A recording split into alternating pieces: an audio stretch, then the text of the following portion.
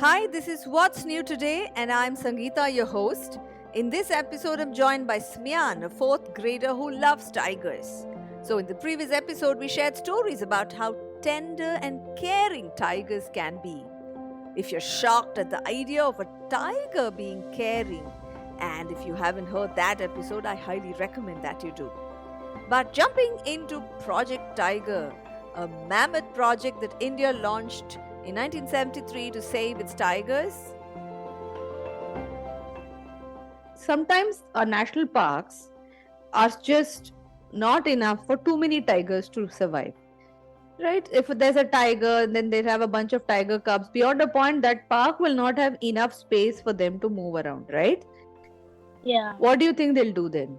They'll try to ask the government so that they can extend the space a little bit. Yeah, that's true. So very often the national park areas are extended so that then these tigers can move into that area. So when tigers go there to occupy that space, what happens is that tigers are looking for food.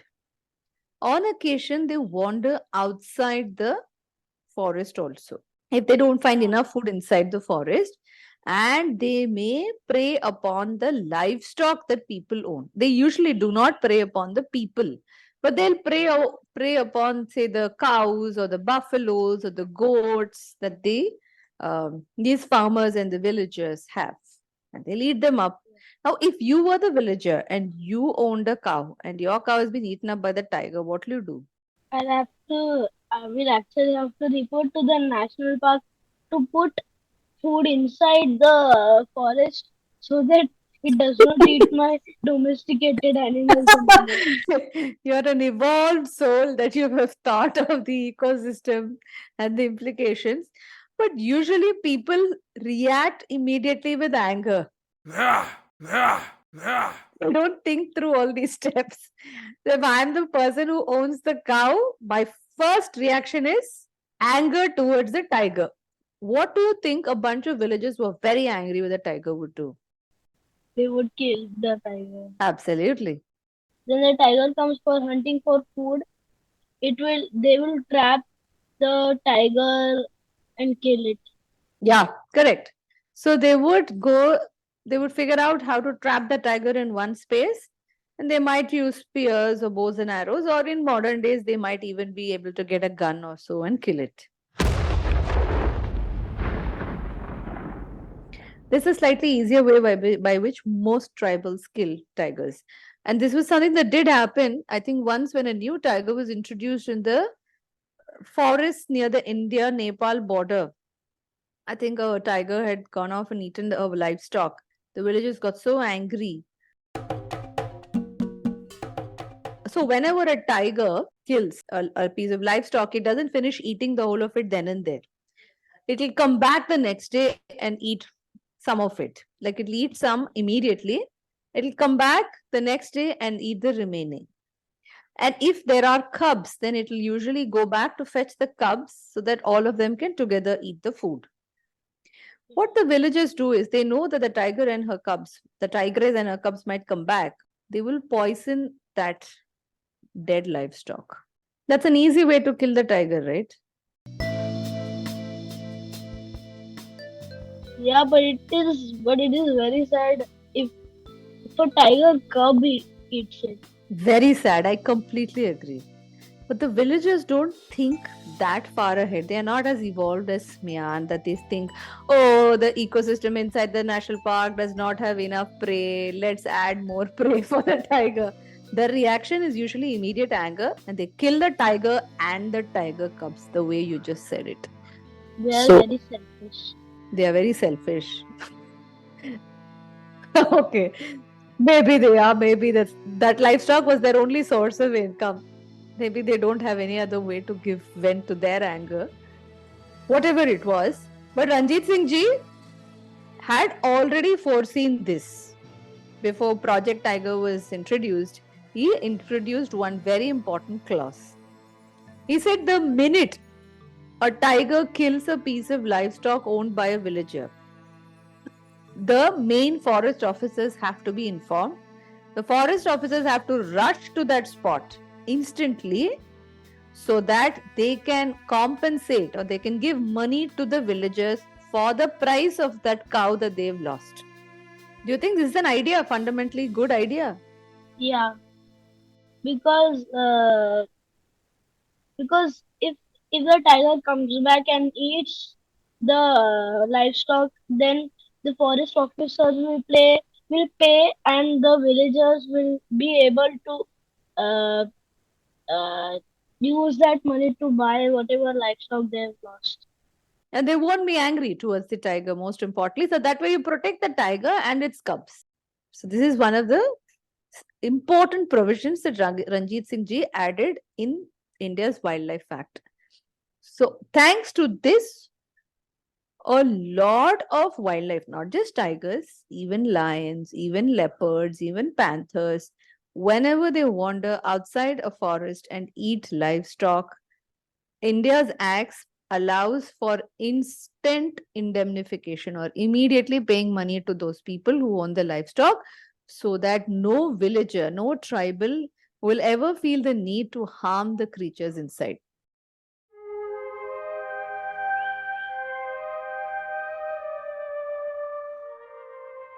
When Ranjit Singh ji was a little boy, he was actually a prince of a kingdom in Gujarat. He is part of a royalty. Yeah. So his Mamaji used to own a. His Mamaji was also a king. He was a king of a kingdom called Dungarpur. So whenever his Mamaji saw that a tiger or a leopard ate up the livestock, immediately, even if it was in the middle of the night, he would get up and go and meet that villager and instantly pay them money. Because his Mamaji knew even then, this is like before Indian independence, that if you allow villagers to get angry, then we will lose our wildlife very quickly. So that is how the Maharajas then used to protect wildlife.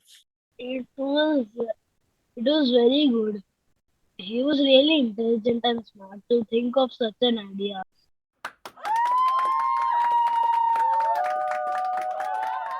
Almost every state in India today has a tiger reserve. One of the most popular wildlife reserves is a reserve called Bandhavgarh in Madhya Pradesh. There's Ranthambore in Rajasthan. Do you think there are tigers in eastern India, like Assam? Yeah, like Bengal is in the east part of India, Mm-hmm. and the Bengal tiger is just named after that state. The Bengal tiger is named after the state, so therefore we must have we must have tigers in eastern India. Excellent thinking. Yes, there are a lot of tigers. If you in eastern parts of India also, if you happen to visit Kaziranga Sanctuary in Assam, you will find rhinoceros and tigers there. So now, how do you think we find out how many tigers are there in each of these reserves? I think the forest officers, they will be in different parts of the reserves, and they will count the number of tigers they see, and they all will report to one person of the reserve. Okay, so let's say you're a forest officer and I give you a jeep, and you can drive that jeep inside the forest. How will you go about counting these tigers? Let's say you see a tiger here in front. You count. You take your notebook and you write the number 1. Yeah. Then you'll drive on ahead. What will you do next? According to the number of tigers I see, I'll keep writing it in a notebook. How do you know it is, if you, let's say you see a tiger a little further ahead as you drive inside the forest, how do you know it was not the same tiger you saw earlier that has wandered in here? Maybe the forest officers have a special way of recognizing, Tigers? differentiating between the tigers. Yeah, it can be. You may be right. I don't know if they have a special way. If there were a special way, what all do you think you would consider? It would be very easy to count a tiger. Very easy to count a tiger, but what characteristics would you consider to differentiate between tigers? I'll see if it is shy, if it is really scared, or if it is brave. And how it looks. Accordingly, I'll have to note down in my notebook. Wow, I like how you thought about the emotional characteristics of a tiger. If it's shy, if it's brave, if it's scared. Wonderful. I think the first thing that came to my mind is I'd probably look at the pattern of the stripes of the tiger, how tall or short. But it's really fascinating that you thought of the emotional aspects of the tiger or the tigress. Wonderful, Smyan. Primarily, India has used the pug marks of a tiger as the way to track how many tigers are there. Just like human beings have fingerprints, right, which are very different. Each one of us has a different fingerprint. Like that, the pug mark of every tiger and its cub is considered unique. And like you said, these forest rangers and trackers, not all rangers, but there are trackers or puggies, they know how to read these pug marks. So if they see a pug mark, they'll know if it's a male or a female tiger. They will know exactly which tiger. They have every tiger in our forest has a name, by the way. For example, there used to be a very famous tiger called Machli in Ranthambore. I don't think Machli is alive right now. If you were to go to a forest, ask a tracker or a ranger, please tell me what are the tigers I might see today. They'll give you names. You'll meet Kaveri, or you will meet Kumar. So those are the kind of names they'll tell you. They have names for these tigers. In one of the videos you had sent me, when there was one tiger, his name was Beam. His or her name was probably his name was Beam. That tiger's child's name was Chota Beam. Chota Bheem. Yeah. So they have names for every tiger, right? So the puggies, the people who read the pug marks, the minute they see the pug mark, they'll say, Acha, this one is Lalita's, this one is Bheem, or this one is Chota Bheem. They'll tell you immediately after they see the pug mark itself. Wow! So that was the main method India had traditionally used to count its number of tigers across the reserves. But we seem to have lost this tradition of skilling people on how to read the pug marks. So not many people know how to do it. So we are now relying on technology. So there are camera traps in forests everywhere. So they keep taking photographs of tigers as they pass. But between the two, which method would you choose? Camera trap or pug marks? I think pug marks, because I think pug marks are very accurate. Absolutely. Maybe we should even go back and revive the art of being a puggy. It's actually taught from a father to a son to a son. So there are no schools, unfortunately, where you can go and learn how to read a pug mark. So if your father is a puggy, then he'll take you in the morning. Even if you're a little boy, you can go with your father into the forest as they walk around and they'll show you the pug marks. So you learn from seeing the pug marks every day with your father when he goes for his walk inside the forest, and you will yourself start recognizing, acha, this is Machli or this is Rani, and they'll find out immediately. The child also will start saying that very quickly. So by the time you're 12 or 14 years old, you will yourself know how to read pug marks very, very well. Is this more interesting than learning maths? Much more interesting. Yeah. Unfortunately, we all don't live near wildlife natural parks, and I'm pretty sure neither your father nor my father knew anything about reading pug marks. But I think it's a fascinating life. Yeah, no, for sure. Yeah, I can say that for sure. Fabulous. So, where India stands with respect to tiger conservation, as we wrap up this episode, we have about 3,500 tigers, which is definitely a good number. But still, many of India's conservationists think that this number can easily go up to 10,000 or so. If there's one thing that you'd like to tell listeners, one trivia about tigers, what would that be? The first one is, I'm sure many people know this. Tiger tiger cubs are blind at birth. First, I don't think many people know that tiger cubs are born blind. So when can they start seeing? When they grow a little mature. Which is, I think, 3-4 months older only they can start seeing, right? Yeah.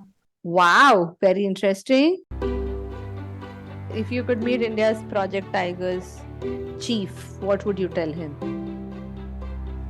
I would have told him you did a really great job trying to conserve these tigers. Wonderful. All right, I'll pass on your compliments to to the Project Tiger's chief in India. Maybe he will send you a thank you note also.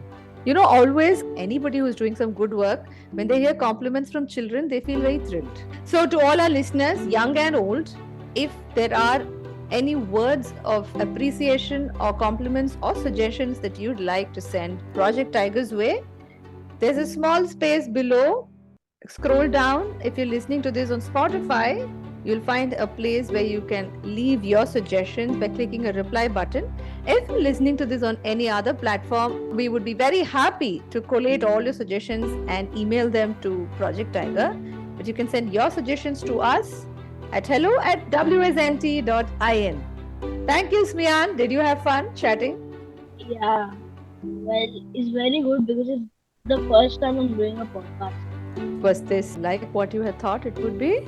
Much more than I expected it. Wonderful. I had a lot of fun chatting with you, Smian. Thank you so much.